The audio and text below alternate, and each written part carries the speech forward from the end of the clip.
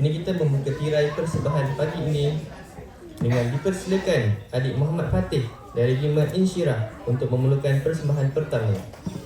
Mari kita sambut bintang kecil ini dengan tepukan yang gemuruh.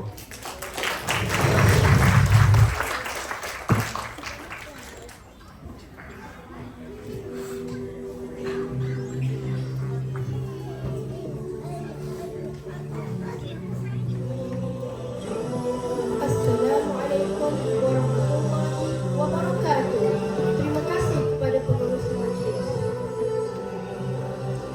Terima kasih kepada pengurus majlis yang dihormati, barisan mualimah dan ibu bapa yang dikasihi, juga sahabat-sahabat seperjuangan. Ayo kita dengarkan bersama hijrah Rasulullah. Hijrah berasal daripada perkataan hajarah yang bermaksud pindah, iaitu perpindahan Rasulullah SAW dari kota Mekah ke kota Madinah selepas 13 tahun berdakwah. Tetapi diingkari seorang Nabi, Muslim disiksa kejam sekali, dipulaukan bertahun lama sehingga tersiksa jiwa dan raga. Namun pada Tuhan mereka berserah diri. Ada yang terpaksa memakan daun-daun, kayu kayan dan kulit binatang. Kanak-kanak menitih derita kerana kelaparan. Namun mereka tidak berputus asa sehinggakan Allah memerintahkan baginda berhijrah.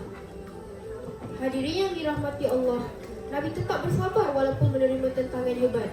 Sabar separuh daripada iman. Rupa-rupanya berita penghijrahan Nabi telah sampai ke telinga kaum musyrikin. Apalagi mereka seperti cacing kepanasan. Perasaan untuk membunuh Nabi semakin membuak-buak. Rasulullah tetap tenang. Sayyidina Ali menyamar Nabi. Abu Bakar peneman setia. Jalan yang sukar di hari-hari mengaburi lawan akan terpedaya.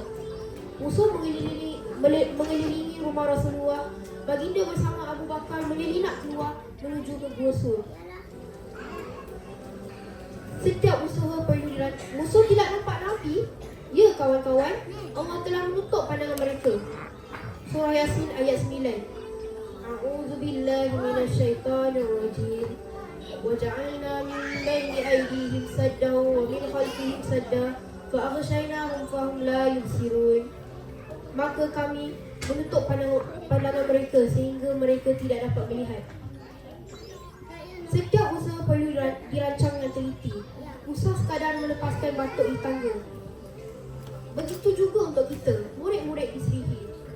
Sarang labah di pintu gua, burung menyerang telur-telurnya. Sungguh Allah Maha Kuasa, musuh tertipu tiada terduga.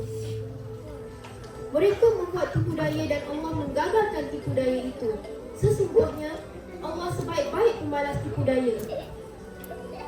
Setelah beberapa hari di Gua Sur, Asma puteri Abu Bakar ditugaskan untuk hantar makanan, manakala Abdullah bin Abu Bakar ditugaskan sebagai mata-mata mengintip pergerakan musuh. Musuh Muhammad, puak musyrikin Quraisy tidak berhenti menjejaki Nabi. Hadiah lumayan ditawarkan bagi sesiapa yang berjaya menangkapnya. Kuasa Allah mengatasi segalanya. Baginda bersama Abu Bakar selamat tiba di Madinah. Bermulalah perjalanan Rasulullah Madinah. Setiap langkah menuju hijrah terpadat ujian penuh hikmah. Baginda dicaci tetap tabah walau kesabarannya dikerah. Namun mereka melangkah demi kelangsungan dakwah.